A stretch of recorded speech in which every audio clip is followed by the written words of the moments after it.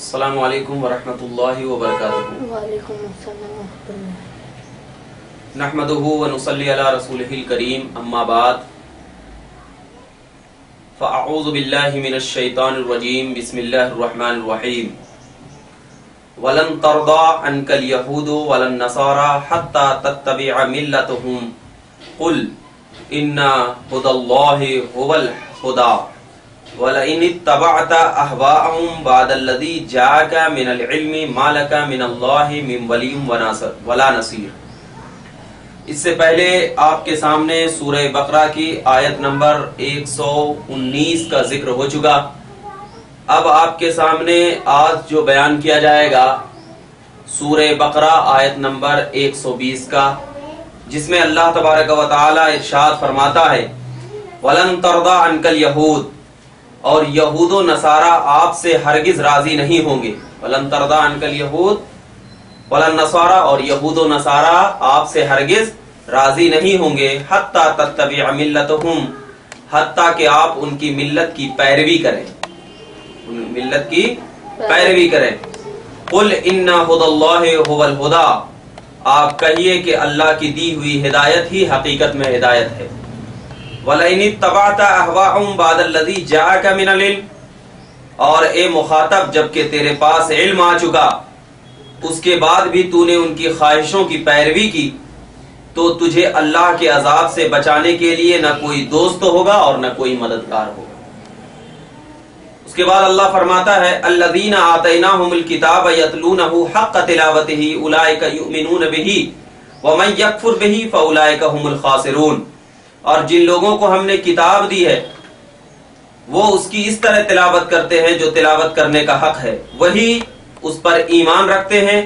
वमन यकफुर बिही, और जो उसका कुफ्र करते हैं सो वही नुकसान उठाने वाले हैं। ये दोनों आयत करीमा आपके सामने पेश किया।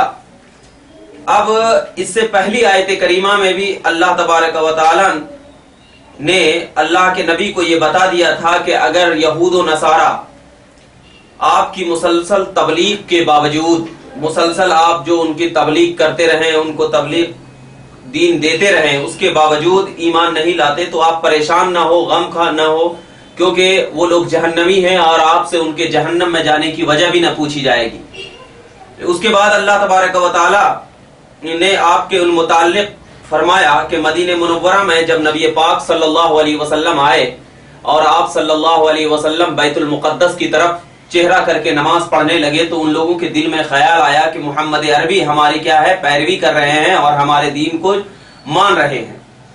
तो अल्लाह तबारक व तआला ने इरशाद फरमाया कि ए महबूब, आपकी वो लोग तो पैरवी कर ही नहीं सकते, वो ये समझते हैं कि आप उनके दीन की पैरवी कर रहे हैं, हालांकि वो आप उनके तहरीफ शुदा जो दीन है उनका, यानी वो तो तौरात में जो बदल चुके हैं, तब्दीली कर चुके हैं, तब्दीली बदलाव कर चुके हैं, अब उन बदलाव के बावजूद आप उनके दीन की पैरवी नहीं कर सकते। आप क्या है, पैरवी अगर करना है तो आप सल्लल्लाहु अलैहि वसल्लम क्या है, ये ना सोचे कि आप उनकी दीन की पैरवी कर रहे हैं। ठीक है। अब अगर ये एतराज किया जाए, ये बोला जाए कि यहूद व नसारा हरगिज ईमान नहीं लाएंगे, ये जो कहा गया कि अगर आपके दीन की पैरवी नहीं हो तो यहूद व नसारा हरगिज ईमान नहीं लाएंगे, और सूरह निसा में फरमाया गया कि हजरत ईसा अलैहिस्सलाम की वफात से पहले तमाम अहले किताब ईमान ले आएंगे, और ये खुला हुआ तारुज़ है दोनों में। जैसे कि सूरह निसा में फरमाया, इन्ना मिन अहलिल किताब इल्ला लियुमिनन्ना बिही क़ब्ल मौतिही, सूरह निसा आयत नंबर 159, यानी ईसा बिन मरियम की मौत से पहले अहले किताब में से हर एक शख्स उन पर ईमान ले आएगा।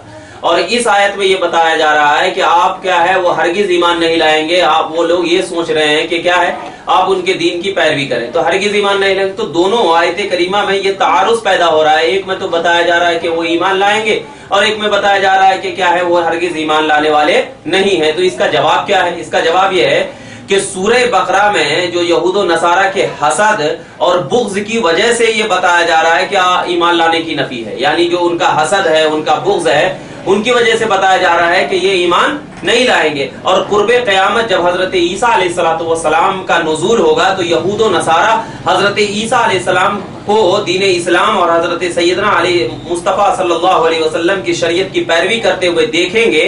یعنی حضرت عیسیٰ کو جب دیکھیں گے کہ وہ حضور اکرم صلی اللہ علیہ وسلم کے دین کی پیروی کر رہے ہیں تو ان کا بغض ختم ہو جائے گا اور ان کا حسد بھی ختم ہو جائے گا اور زائل ہو جائے گا اور آپ کی حقانیت کیا ہو جائے گی؟ واضح ہو جائے گی. تو کوئی یہ تعارض واقع نہیں، کوئی تعارض واقع نہیں ہے. اب یہاں پر ایک فرمایا جا رہا ہے کہ کیا ہے، اے لوگوں سنو، یہاں پر جو فرمایا جا رہا ہے کہ اللہ تعالیٰ نے اس کے بعد فرمایا کہ اگر آپ نے وہی نازل ہونے کے بعد بفرض محال یہود و نصارہ کی خواہشات کی پیروی کی تو آپ کو معاذ اللہ کے عذاب سے کوئی نہیں بچا سکے گا. تو دراصل یہ جو خطاب ہے وہ خطاب عام مسلمانوں کے لیے ہے. یہ خطاب کیا ہے؟ عام مسلمانوں کے لیے، حضور اکرم صلی اللہ علیہ وسلم کے لیے نہیں ہے. کیسا نہیں ہے کہ اس کو تعریضاً خطاب بولتے ہیں. ایک ہوتا ہے تصریحاً خطاب اور ایک ہوتا ہے تعریضاً خطاب. تعریض اس کو کہتے ہیں کہ صراحت میں کسی کا نام لیا جائے اور مطلب کسی کے بارے میں بولا جائے. یعنی مثال کے طور پر کوئی دو شخص کیا ہے بدماشی کیا، اب میں کیا ہے وہ شخص بڑا ہے ہم اس کو بول نہیں سکتے ہیں، جیسے کہ کسی کے کاندھے پر بندوق رکھ کے کسی کو چلانا، یہ ہے. تو ایک ہوتا ہے تعریضاً اور ایک ہوتا ہے صراحتاً. تو اللہ تبارک و تعالیٰ نے تعریضاً بندوں کو خطاب فرمایا اور صراحتاً اللہ تبارک و تعالیٰ نے یہ کیا ہے عام لوگوں کو خطاب فرمایا. اس سے کوئی یہ نہیں ہے، جیسا کہ آگے کی آیت کریمہ سورہ زمر کی ہے 65 میں لئن اشرکت لیحبطن عملک، کہ اگر آپ شرک کیے تو آپ کے اعمال برباد کر دیے جائیں گے. تو مطلب یہ ہے کہ اللہ کے نبی صلی اللہ علیہ وسلم سے تو شرک کی کوئی بات ہو ہی نہیں سکتی کہ اللہ کے نبی شرک کریں گے. تو یہاں پر تعریضاً نبی پاک صلی اللہ علیہ وسلم سے خطاب ہے، لیکن اصل میں یہ خطاب کیا ہے؟ عام لوگوں سے ہے کہ اے عام لوگوں، اگر تم شرک اللہ کی بارگاہ میں کرو گے تو اللہ تبارک و تعالیٰ تمہارے شرک کو کبھی معاف نہیں کرے گا. اب جو کبھی معاف نہیں کرے گا تو یہی، اور اس کے بعد اللہ تبارک و تعالیٰ نے ارشاد فرمایا کیا کہ جب تم شرک کرو گے اور کوئی مددگار کوئی حامی لے کر آؤ گے تو اللہ کے علاوہ تمہارا کوئی مددگار نہیں ہو سکتا. ارے مددگار کا تو اسی کا ہوتا ہے کہ سب سے پہلے تم اللہ اور اس کے رسول پر صحیح طریقے سے ایمان لے آؤ، اس کے بعد تم اللہ کی بارگاہ میں اگر اللہ تبارک و تعالیٰ کی بارگاہ میں کسی بھی مددگار کو لے کر آؤ گے تو اللہ تبارک و تعالیٰ اس مددگار کو ایکسپٹ کرے گا. جیسے کہ مثال کے طور پر اللہ تبارک و تعالیٰ کے مقدس نبی کے مقدس صحابہ حضرت ابو بکر صدیق رضی اللہ تعالیٰ عنہ ہیں، جب اللہ کے نبی پر ایمان لے آئے تو جو بھی پریشانیاں ہوتی تھی اللہ کی بارگاہ میں اللہ کے نبی کے وسیلے سے دعا کرتے تھے تو اللہ تبارک و تعالیٰ کی بارگاہ میں مددگار لاتے. تو پہلے ایمان ضروری ہے، اس کے بعد کیا ہے؟ مدد ضروری ہے. تو اگر ایمان ہی نہیں لاؤ گے تو آپ لاکھ مددگار لے کر آ جاؤ تو آپ کی مدد قابل قبول اللہ کی بارگاہ میں نہیں ہو سکتی. اب اللہ نے فرمایا کیا؟ الذین آتیناہم الکتاب یتلونہ حق تلاوتہ اولئک یؤمنون بہ ومن یکفر بہ فاولئک هم الخاسرون. جن لوگوں کو ہم نے کتاب دی ہے وہ اس کی اس طرح تلاوت کرتے ہیں جو تلاوت کرنے کا حق ہے، وہی اس پر ایمان رکھتے ہیں، اور جو اس کا کفر کرتے ہیں سو وہی نقصان اٹھانے والے ہیں. اب اس آیت کریمہ میں جن لوگوں کو ہم نے کتاب دی ہے، یہ جو آیت کریمہ میں نے پیش کیا تو اس میں مراد کیا ہے؟ اس میں اختلاف ہے کہ اس آیت میں ان لوگوں سے مراد اہل کتاب ہیں یا مسلمان لوگ ہیں. اس آیت سے مراد کون ہے؟ اہل کتاب ہے یا مسلمان لوگ ہیں. تو بعض کا قول یہ ہے کہ ان آیت سے مراد اہل کتاب ہے اور بعض کا قول یہ ہے کہ ان آیت سے مراد مسلمان لوگ ہیں، کیونکہ تلاوت کا حق جو ہوا کرتا ہے اس کے بعد جو ثواب ملا کرتا ہے تو یہ قرآن پاک پڑھنے کی بنیاد پر ثواب ہوتا ہے، اور یہی حق ہے کہ کلام مقدس پڑھنے کی بنیاد پر ہمیں ثواب دیتا ہے اللہ تبارک و تعالیٰ. اور صحیح قول جمہور کا قول یہی ہے کہ تلاوت کا جو حق ہوا کرتا ہے وہ کیا ہے؟ قرآن پڑھنے کی بنیاد پر ہوا کرتا ہے. جیسے کہ اگر قرآن پاک میں کوئی آیت ہم ایسی پڑھ رہے ہیں جس میں اللہ تبارک و تعالیٰ نے معافی کا ذکر کیا ہے تو ہم کو بھی چاہیے کہ اس آیت پڑھ کر کے ہم اللہ کی بارگاہ میں معافی طلب کریں.